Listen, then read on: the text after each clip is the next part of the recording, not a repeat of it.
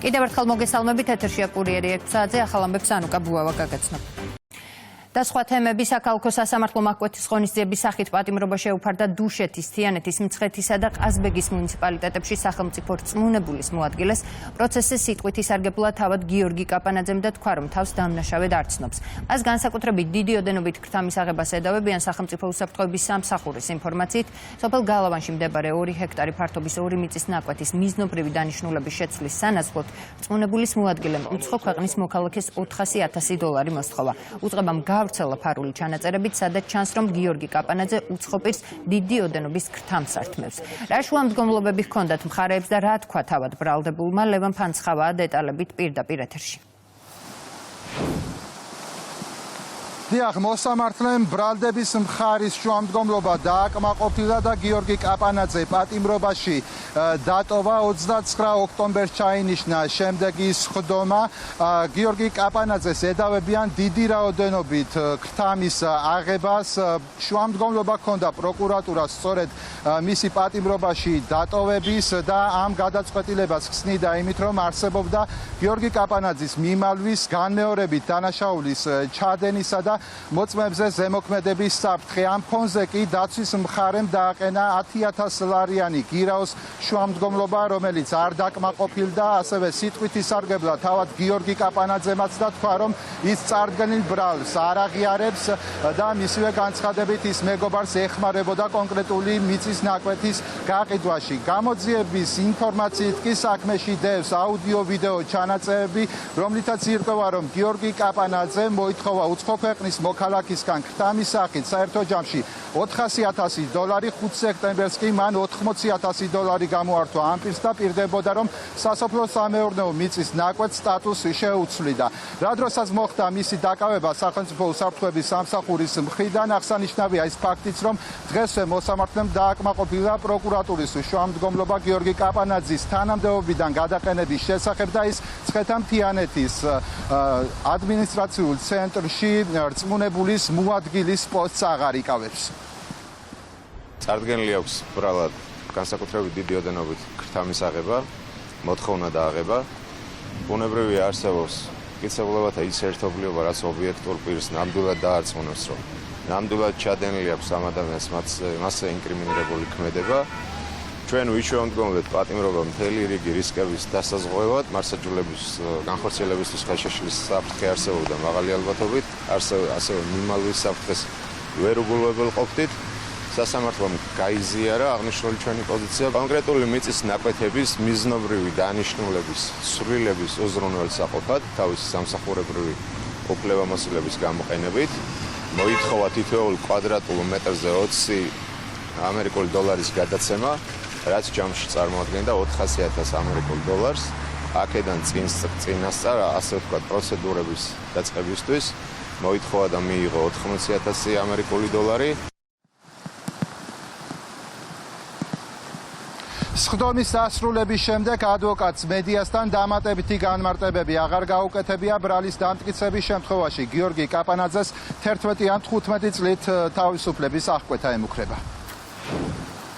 მადლობა, ლევან ფანცხავა საუბრობდა საქალაქო სასამართლოდან პირდაპირ ეთერში.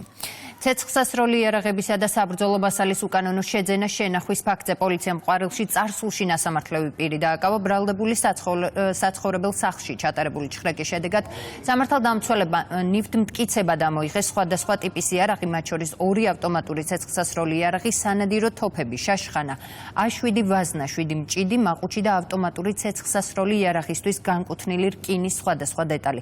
დანაშაული 6 წლამდე ვადი თავისუფლების აღკვეთას ითვალისწინებს. კრიმინალურმა პოლიციამ კი თურქეთის რესპუბლიკის მიერ ძებნილი და წარსულში ნასამართლები პირი დააკავა. ის განზრახ-მკვლელობისა და ფინანსური სარგებლის მიღების მიზნით კომპიუტერული მონაცემების ხელყოფის ბრალდებით იძებნებოდა. ბრალდებულმა საქართველოს საზღვარი საერთაშორისო ძებნის გამოცხადებამდე გადმოკვეთა. ამჟამად დაკავებულის მიმართ კანონით გათვალისწინებული წინა საექსტრადიციო პროცედურები მიმდინარეობს. უკვე მეორე დღეა პოლიტიკური განხილვის თემა ეუთოოდირის სადამკვირვებლო მისიის მოწვევა საქართველოში. არჩევნებთან დაკავშირებით არავითარი კითხვა არ უნდა დარჩეს, თქვა მთავრობის მეთაურმა და განაცხადა, რომ საერთაშორისო მონიტორებს მუნიციპალური არჩევნების სრულფასოვანი დაკვირვებისთვის ხელისუფლება ყველა პირობა შეუქმნის. ოფიციალური წერილი ეუთოოდირს უკვე გაეგზავნა, გადაწყვეტილება კი საზოგადოებას გუშინ თავად მთავრობის მეთაურმა გააცნო. სადამკვირვებლო მისიის ჩამოსვლას მიესალმება ოპოზიციის ნაწილი, საუბარია არჩევნებში მონაწილე პარტიებზე. მართველი გუნდი კი საპარლამენტო არჩევნების მსგავსად საერთაშორისო მისიაზე ამჯერად კიდევ უფრო მძიმე ზეწოლას ელოდება, თუმცა იმედი აქვს, რომ ეუთოოდირი საქართველოში დამკვირვებლების გამოგზავნისგან თავს არ შეიკავებს. არ არის გადამწყვეტი თუ იქნება თუ არა ნეიტრალური არბიტრი ამ არჩევნებზე, იმიტომ რომ განვიხილავთ მას როგორც ბრძოლას. ბუნებრივია 4 ოქტომბერს თუ გვეყოლება მოკავშირეები იმის გათვალისწინებით, რომ ადგილობრივი სადამკვირვებლო მისიების კონტინგენტი პრაქტიკულად არის შემცირებული, მოკლევადიანი მისია თუ ჩამოვა ეუთოოდირის, ეს იქნება მისასალმებელი. ოპოზიციური აღმოჩენების აბსოლუტური უმრავლესობა საერთოდ არ აპირებს ამ სპეცოპერაციაში მონაწილეობის მიღებას, ამიტომაც არ იქნება არც თავპირისპირება, არც ის დარღვევები, რაც არის ხოლმე ეგრეთ წოდებულ საარჩევნო უბნებზე მანამდე რაც გვიხილავს და ამიტომაც რა თქმა უნდა მათ სურთ რომ რაღაც ფსევდო ილუზია შექმნან დემოკრატიული პროცესის და ამიტომაც იწვევენ ჩვენ დასავლელ პარტნიორებს, თორე რო იყოს ახლა რეალურად რა თქმა უნდა ის სიტუაცია რომ ოპოზიციური ამომრჩეველი ნამდვილად აპირებდეს ამ ეგრეთ წოდებულ არჩევნებში მონაწილეობის მიღებას და რეალურად ამ მთავარი ოპოზიციური ძალებიც აპირებდნენ, ამ შემთხვევაში რა თქმა უნდა ამას არ იზამთრებენ. მნიშვნელოვანი არის ერთი კუთხით, რომ ფიზიკურად სასპეკულაციო ველი არავის არ დაუტოვოთ არც ერთ საკითხთან დაკავშირებით. იქიდან გამომდინარე, რომ თქვენ კარგად გახსოვთ ის ევრობიუროკრატები, რომლებიც დღეს არ ეყრდნობიან ეუთოოდირის დასკვნას, არჩევნებამდე აცხადებდნენ, რომ სწორედ ეუთოოდირის დასკვნა იქნებოდა და საბოლოო ანგარიში მათი დასაყრდენი არჩევნების შეფასებასთან დაკავშირებით, თუმცა ეუთოოდირის საბოლოო ანგარიში ხაზგასმულია, რომ არჩევნები იყო კონკურენტული, ის რომ საქართველოს ყავს არჩეული ხელისუფლება და ის რომ ცესკომ მოახდინა არჩევნების ადმინისტრირება ძალიან მაღალ დონეზე. ბევრმა სამარცხვინო კომენტარიც კი გააკეთა ევროპარლამენტიდან, რომ თითქოს ეუთოოდირი კორუმპირებული, ასე ვთქვათ, ინსტიტუტია, როდესაც ყველაზე ავტორიტეტული სადამკვირვებლო მისია არის და ეს ევროპული ინსტიტუტია და საბოლოო ჯამში ქართულ ოცნებას მოგვიწია ბოლო 10-11 თვის განმავლობაში ეუთოოდირის რეპუტაციის დაცვა. გვახსოვს საპარლამენტო არჩევნების პროცესში რა რეაგირება მოხდა ეუთოოდირის დასკვნას და როგორ არსეს პატივი რადიკალური ოპოზიციის წარმომადგენლება ეუთოოდირის დასკვნას. ჩვენ მაინც ასე ვთქვათ გვაქვს იმედი, რომ ეუთოოდირის დასკვნა და შემდგომში მათი შეფასება ადგილობრივი თვითმმართველობის არჩევნებისა პოზიტიურ როლს ითამაშებს ადგილობრივი თვითმმართველობის არჩევნების ჩატარების როგორც პროცესში, დაკვირვების პროცესში, ასევე შემდგომში მისი შეფასების პროცესში.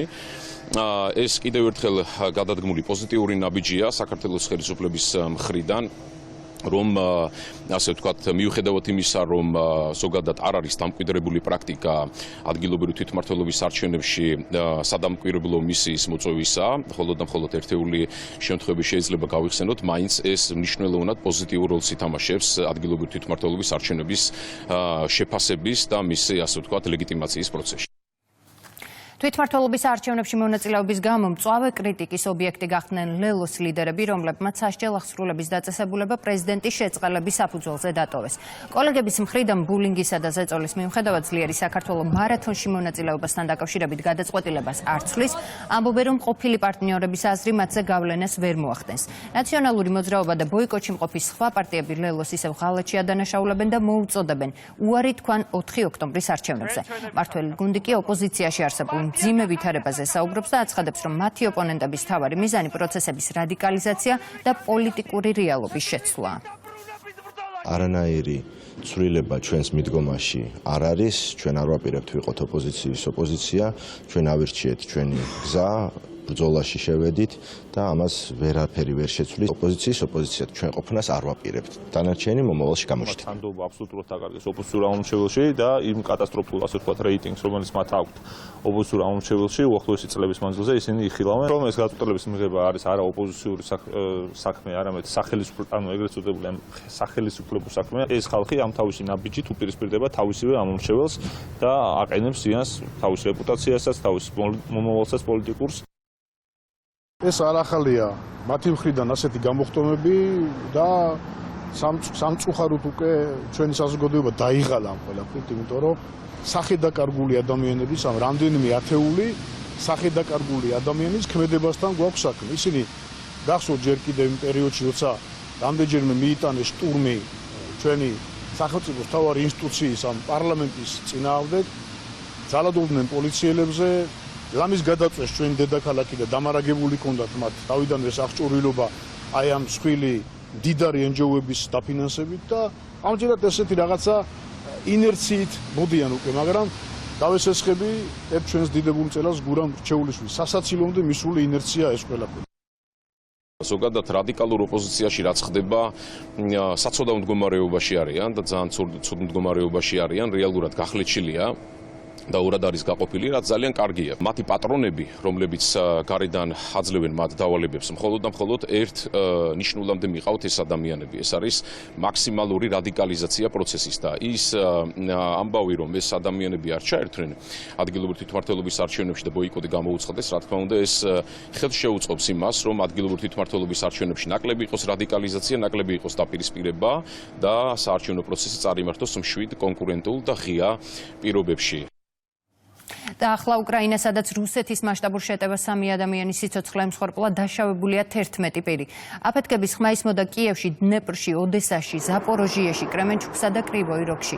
ომში მყოფი ქვეყნის თავდაცვის ძალები მთელი ღამის განმავლობაში ცდილობდნენ რუსული რაკეტებისა და უპილოტო საფრენი აპარატების მოგერიებას. ოკუპანტის სამიზნე სამოქალაქო და ადმინისტრაციული ინფრასტრუქტურა იყო.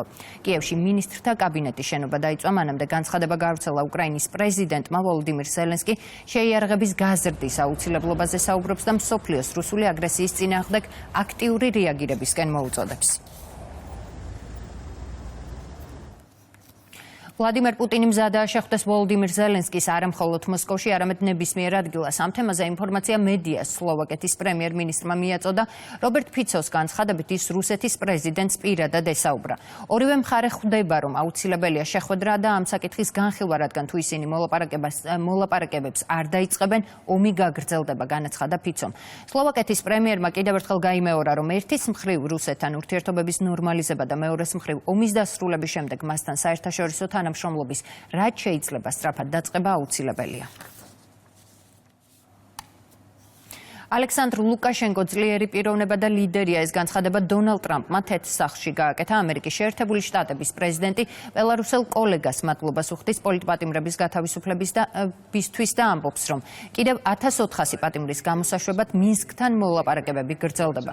ცნობისთვის პოლიტპატიმრები ბელარუსში 2020 წლის საპრეზიდენტო არჩევნების შემდეგ გაჩნდნენ. ამერიკის შეერთებული შტატების ყოფილი ადმინისტრაცია ლუკაშენკოს არჩევნების გაყალბებასა და დიქტატურის დამყარებაში ადანაშაულებდა.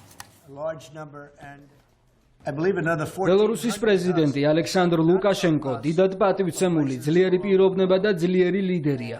მინდა მას მადლობა გადავუხადოთ 16 დაკავებულის გათავისუფლებისთვის. თუმცა ჯერ კიდევ ვაწარმოებთ მოლაპარაკებას დარჩენილი 1400 პატიმრის გასათავისუფლებლად და ვფიქრობ, ბევრი მათგანი მალე გარეთ იქნება.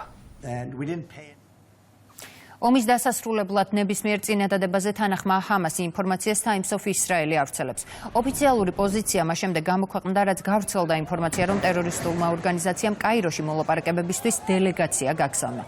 ვადასტურებთ მზადყოფნას ნებისმიერი იდეისა თუ წინადადების მიმართ, რომელიც უზრუნველყოფს ცეცხლის მუდმივ შეწყვეტას, ისრაელის ძალების სრულ გაყვანას ღაზის სექტორიდან, ჰუმანიტარული დახმარების უპირობო დაშვებას ანკლავში და ტყვეთა რეალურ გაცვლას სერიოზული მოლაპარაკებების გზით მესამე მხარეების შუამავლობით, ნათქვამია ჰამასის განცხადებაში. მრავალრიცხოვანი აქციები გაიმართა იერუსალიმსა და თელ-ავივში. მომიტინგეების მთავარი მოთხოვნა ღაზის სექტორში ომის დასრულება და ჰამასის ტყვეობაში მყოფი მძევლების გათავისუფლება იყო. დემონსტრანტები ბენიამინ ნეთანიაჰუს რეზიდენციასთან შეიკრიბნენ და ქვეყნის პრემიერ-მინისტრს მიმართეს.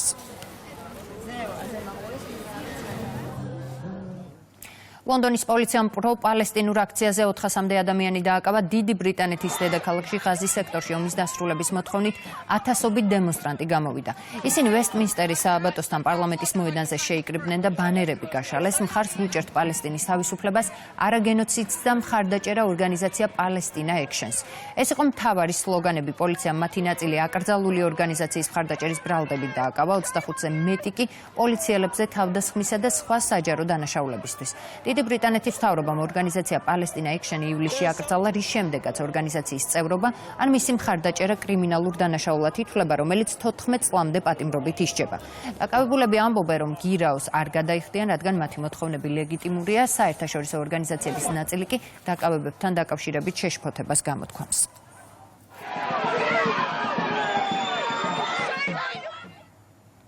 ბრიტანეთში შინაგან საქმეთა ახალი მინისტრი ყავს. შაბანა მაჰმუდმა ამ პოსტზე ანჯელა რაინერი ჩაანაცვლა. ახალი მინისტრი წარმოშობით პაკისტანელია, ის მანამდე ბრიტანეთის იუსტიციის მინისტრი და პარლამენტის წევრი იყო. მინისტრად მის დანიშვნას მხარი დეპუტატებმა დაუჭირეს, რაც შეეხება ბრიტანეთის შინაგან საქმეთა ყოფილ მინისტრს, მან თანამდებობა გადასახადების დამალვის გამო დატოვა.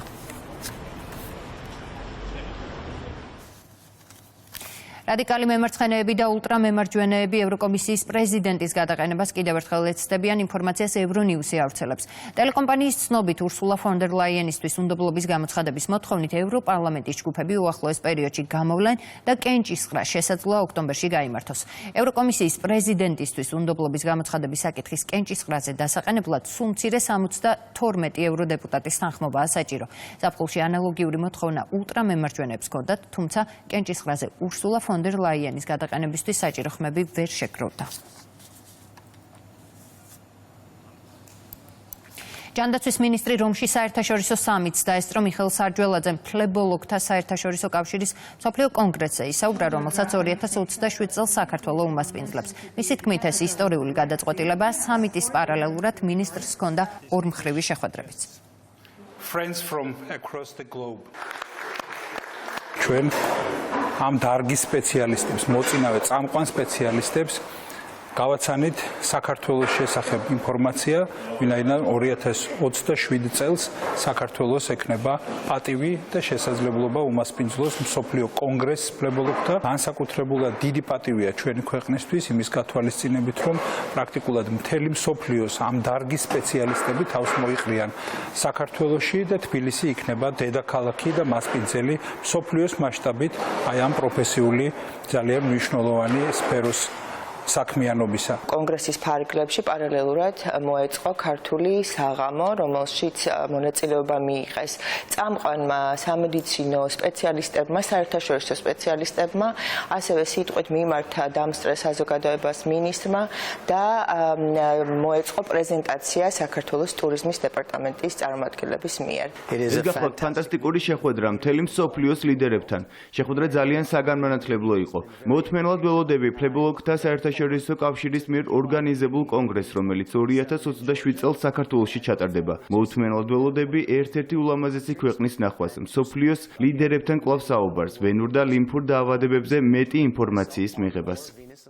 იმერეთის რეგიონში მცხოვრებ დროებით დევნილ მოსახლეობასთან შეხვედრებს განაგრძობს აფხაზეთის მთავრობის თავმჯდომარე გიორგი ჯინჯარაძე. ზესტაფონში მცხოვრები დევნილების პრობლემებს ქართული ოცნების მერობის კანდიდატთან ვახტანგ ღამბაშიძესთან ერთად გაეცნო. ისაუბრა დევნილთა საჭიროებების დროული იდენტიფიცირებისა და მათი გადაჭრის გზებზე. ადგილობრივ ხელისუფლებასთან ერთად მათი მხარდაჭერით ვაიდენტიფიცირებთ იმ პრობლემებს, გამოწვევებს, რაც უდგათ კომპაქტურ ჩასახლებაში მცხოვრებ მოსახლეობას და შესაბამისად შემდეგ უკვე მოვახდენთ ჩვენ რეაგირებას და ამ რეაგირების მიზნით ჩვენ აუცილებლად ვაპირებთ გაფართოებულ შეხვედრას იმის ფარგლებში, რა რესურსით ჩვენ გაგვაჩნია და შემდგომ უკვე ადგილობრივი ხელისუფლების თანადგომით და კოლაბორაციით ვეცდებით, რომ ყველა ეს პრობლემა აღმოვფხრათ შესაძლებლობის ფარგლებში. აფხაზეთის მთავრობის თავმჯდომარესთან ერთად ეს ვიმყოფებოდით დევნილთა დასახლებაში, სადაც წამოწეული იყო სხვადასხვა სახის პრობლემები და მზადვართ აფხაზეთის მთავრობასთან ერთად უმოკლეს პერიოდში მოხდეს აღნიშნული პრობლემების მოგვარება. ჩვენი პრობლემები გავაჟღერეთ, ძალიან მნიშვნელოვანი და რაც ძალიან გვიჭირდა, ეს არის სახურავის შეკეთება, მთლიანი გამოცვლა, შეგვიძლია ამ პრობლემების აღმოფხვრას. ალგეთის ეროვნულ პარკში მოწყობილ კავკასიური ირმის საშენ-მეურნეობას ორი ხარირემი შეემატა. მეურნეობა ველური ბუნების ეროვნული სააგენტოს ინიციატივით შეიქმნა. აქ უკვე ირმის 9 სახეობა ბინადრობს. კავკასიური კეთილშობილი ირმის აღდგენის პროგრამის პირველ ეტაპზე მათი რიცხვი 20-მდე გაიზრდება. მეურნეობა, რომელიც კავკასიის მასშტაბით ყველაზე დიდია, 72 ჰექტარ ფართობზეა გადაჭიმული, აღჭურვილია თანამედროვე მონიტორინგის სისტემებით, მათ შორის ფოტოხაფანგებით და კამერებით. ეხლა შემოვიყვანეთ ორი ხარირემი, ახალგაზრდა ხარირემი. როგორც იცით, ერთვის უკან იყო გაშვებული 7 ფულირემი, რომლებმაც ადაპტაცია ბრწყინვალედ გაიარეს. მიზანი არის ბევრი ირემი და მიზანი არის ჯერ გავუშვათ ირმები ალგეთის დაცულ ტერიტორიაზე, მერე უკვე შემდეგი ნამატი სხვაგან და სხვაგან. ეს არის თქვა ირმის რეინტროდუქციის პირველი მცდელობა საქართველოში და ამავდროულად შეიძლება ითქვას, ეს არის ტყვეობაში დაბადებული ინდივიდების ბუნებაში დაბრუნების პირველი მცდელობა. ნუ ამას დაჭირდა დაახლოებით პირველი ნაშიერი მივიღეთ 2015 წელს 11 წლის წინ. ნიქოში ანიმაციური ფილმების საერთაშორისო ფესტივალი დასასრულს მიუახლოვდა, ის საზეიმოდ გაიხსნა და 7 დღის მანძილზე მასპინძლობდა ქართველ და უცხოელ სტუმრებს ცხინვალის მიმდებარე საოკუპაციო ხაზთან. ამ დღეების მანძილზე ნიქოში იკრიბებიან ევროპის წამყვანი ფესტივალებით ცნობილი სასწავლებლები გერმანიიდან, შვეიცარიიდან, ჩინეთიდან, უკრაინიდან და სხვა. ფესტივალი უკვე მე-12-ად იმართება და მასში მონაწილეობა მიიღო 187 რეჟისორმა 28 ქვეყნიდან. ფესტივალი არ არის საკონკურსო, მისი მთავარი მიზანია მსოფლიოს გამოცდილების გაზიარება და კულტურათა შორის დიალოგის გაღრმავება. 28 ქვეყნის რეჟისორი იყო წარმოდგენილი და მათი 186 ფილმი წარმოიდგინეთ საკმაოდ მრავალფეროვან სპექტრში და ფესტივალის პერიოდში სხვა მასტერკლასი ჩატარდა და აი ამის ფარგლებშიც ასევე შეიქმნა ანიმაციური ფილმი. ხელოვანები ჩამოდიან ანიმატორების, სტუდენტების და უნია რომ ამ ერთმანეთის აი ნამუშევრების ხილვით ისინი ალბათ თავის ახალ რაღაც იდეებს აღმოაჩენენ და მათთვის მათი პროფესიული ზრდისთვის ძალიან სასარგებლო არის. ნიქოზის ანიმაციის ფესტივალი არის ჩემი ერთ-ერთი საყვარელი ფესტივალი და აქ ნახავთ ისეთ გამორჩეულ ნომრებს, რომელიც პირდაპირ სულში აღწევს და მართლა სულიერებაზე შეგიძლია იზრუნო აქ მოსვლით. სამცხე ჯავახეთში გასტრონომიული თავგადასავალი გრძელდება ისტორიულ მხარეში მისულ სტუმრებს 15 ადგილობრივი მძარეული მასპინძლობს. გემოფესტზე წარმოდგენილია უნიკალური მესხური კერძები, ზაფხულის ტურნე დღეს სწორედ სამცხე ჯავახეთით სრულდება, რომელიც გასტრონომიულ ფესტივალს პირველად მასპინძლობს. დღეს გვაქვს სენდვიჩი მესხური ინგრედიენტებით, რომელიც არის ჩვენი საფირმო. საფერავის სენდვიჩი. გემოფესტით ძალიან კმაყოფილები ვართ მართლა. ძალიან ბევრი ხალხი მოვიდა, გამოხატა ინტერესი და მართლა არ მოველოდით ამდენ ხალხს. და სასიხარულოა მართლა.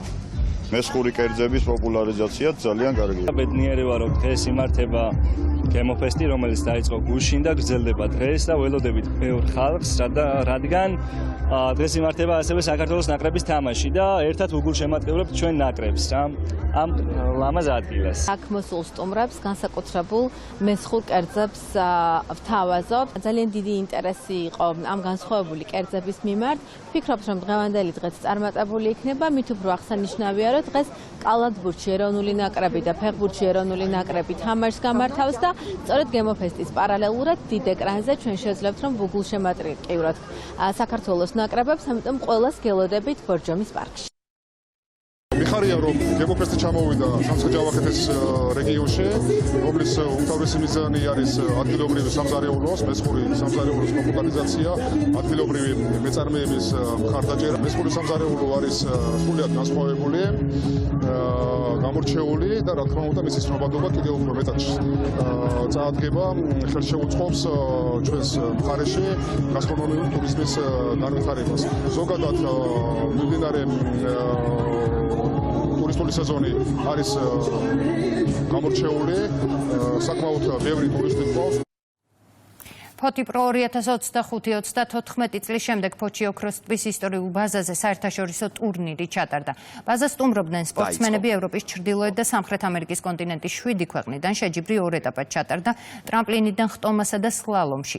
ტურნირში მონაწილეობა მიიღო ქართველმა სპორტსმენმა გენო გურალიამ, ქალების სლალომში პირველი ადგილი ერგო სპორტსმენს ახალი ზელანდიიდან, მამაკაცებში კი იტალიიდან. წარმატებით ჩავატარეთ წყალსაათელამურო სპორტში საერთაშორისო ტურნირი.